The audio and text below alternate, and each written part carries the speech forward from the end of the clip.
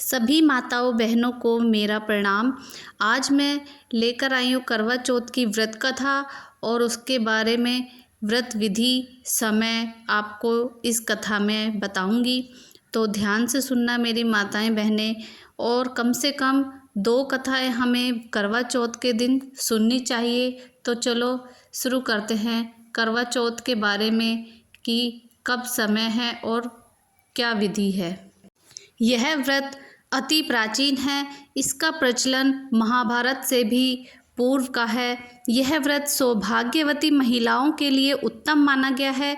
सामान्य मान्यता के अनुसार सुहागिनें इस व्रत को अपने सुहाग यानी पति की दीर्घायु के लिए रखती हैं। कहा जाता है इसे पांडवों की पत्नी द्रौपदी ने भी किया था। तो समय क्या है इसका? यह व्रत कार्तिक कृष्ण पक्ष की चंद्रोदय चतुर्थी में किया जाता है। अब क्या विधि है वो आपको मैं बताती हूँ कि व्रत की विधि क्या है। कार्तिक मास के कृष्ण पक्ष की चतुर्थी को करवा चौथ कहते हैं। सुहागवती स्त्रियों के लिए यह व्रत बहुत ही श्रेष्ठ व्रत है। स्त्रियां इस व्रत को पति की दीर्घ जीव होने के लिए करती हैं। इस दिन सुहागिन स्त्रियां चावल पीसकर दीवार पर करवा चौथ बनाती हैं, जिसे वर कहते हैं। इस करवा चौथ में पति के अनेक रूप बनाए जाते हैं तथा सुहाग की वस्तुएं जैसे चूड़ी, बिंदी, बिछुआ, मेहंदी और महावर आदि के साथ साथ दूध देने वाली गाय, करुआ बेचने वाली कुम्हारी, महावर लगाने वाली नाइन, चूड़ी पहनाने वाली मणिहारिन, 7 भाई और उनकी इकलौती बहन, सूर्य, चंद्रमा, गौरा और पार्वती आदि सभी देवी देवताओं के चित्र भी बनाए जाते हैं।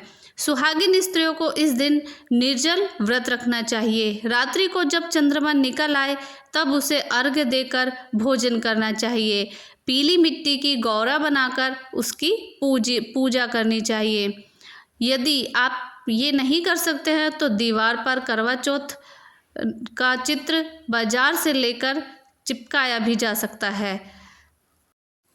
तो व्रत कथा शुरू करने से पहले कुछ बातें आपको बताती हूँ कि जब व्रत कथा सुन रहे हों तब पूरा श्रृंगार करके सुने और एक लोटे में जल भरकर हाथ में चावल के कुछ दाने लेकर और दूर्वा घास लेकर धीरे धीरे कहानी सुनते सुनते लोटे में थोड़े थोड़े चावल और दूर्वा घास डालते जाना है।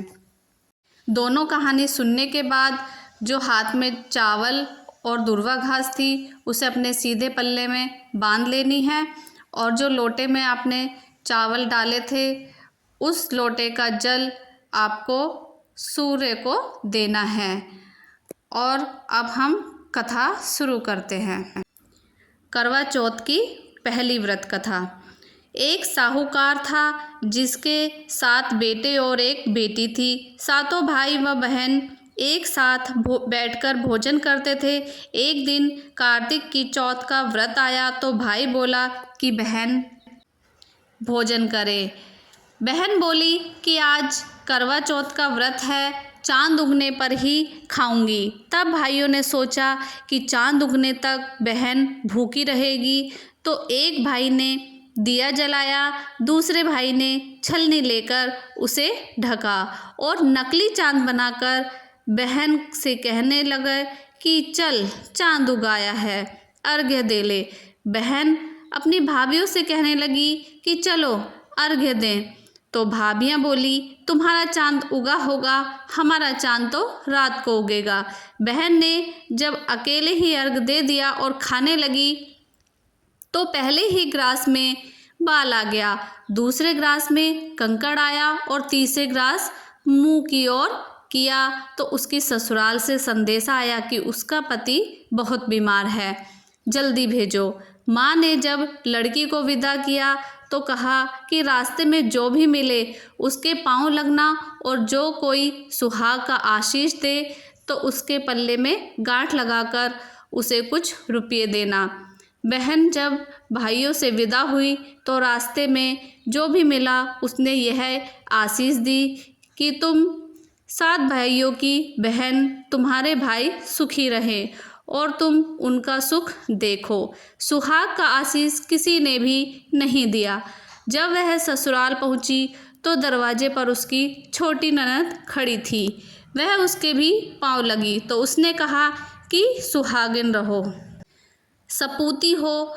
तो उसने यह सुनकर पल्ले में गांठ बांध दी और ननद को सोने का सिक्का दिया। तब भीतर गई तो सास ने कहा कि पति धरती पर पड़ा है, तो वह उसके पास जाकर उसकी सेवा करने के लिए बैठ गई। बाद में सास ने दासी के हाथ बची कुची रोटी भेज दी। इस प्रकार से समय बीतते बीतते मार्गशीर्ष की चौथ आई तो चौथ माता बोली, करवा ले भाइयों की प्यारी करवा ले।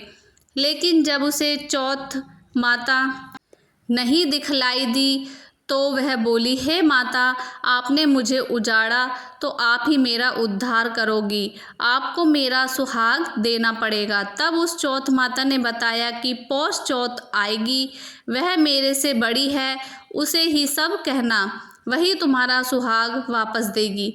पौष की चौथ आकर चली गई, माघ की चली गई, फागुन की चली गई, चैत्र वैशाख ज्येष्ठ आषाढ़ और श्रावण भादो की सभी चौथाई और यही कहकर चली गई कि आगे वाली को कहना। असोज की चौथाई तो उसने बताया कि तुम पर कार्तिक चौथ की नाराज है, उसी ने तुम्हारा सुहाग लिया है, वही वापस कर सकती है, वही आएगी तो पांव पकड़कर विनती करना, यह बताकर वह भी चली गई।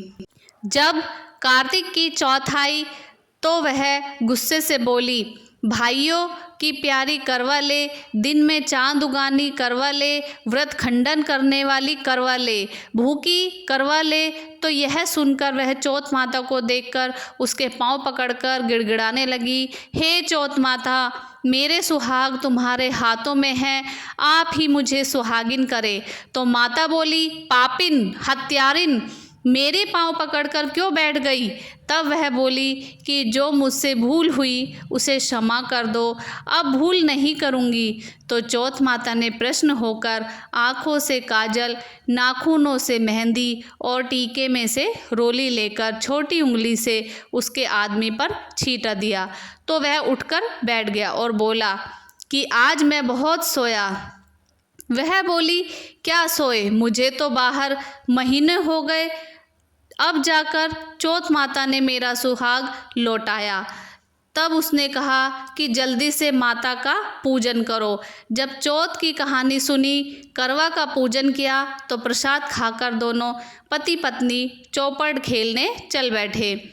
नीचे से दासी आई, उसने उन दोनों को चौपड़ पासे से खेलते देखा तो उसने सासू जी को जाकर बताया।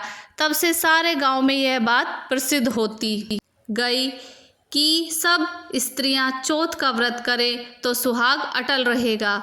जिस तरह से साहूकार की बेटी का सुहाग दिया, उसी तरह से चौथ माता सबको सुहागिन रखे, यही करवा चौथ के उपवास की सनातन महिमा है। अब करवा चौथ की दूसरी व्रत कथा के बारे में सुनते हैं। प्राचीन काल में करवा नाम की एक पतिव्रत स्त्री अपने पति के साथ नदी किनारे एक गांव में रहती थी। कार्तिक मास की कृष्ण पक्ष की चतुर्थी यानी चौथ के दिन उसका पति नदी में स्नान करने के लिए गया। स्नान करते समय एक मगरमच्छ ने उसका पैर पकड़ लिया। वह करवा करवा नाम लेकर जोर जोर से अपनी पत्नी का नाम पुकारने लगा। उसकी आवाज़ सुनकर उसकी पत्नी दौड़कर आई और उसने मगर को कच्चे धागे से बांध दिया।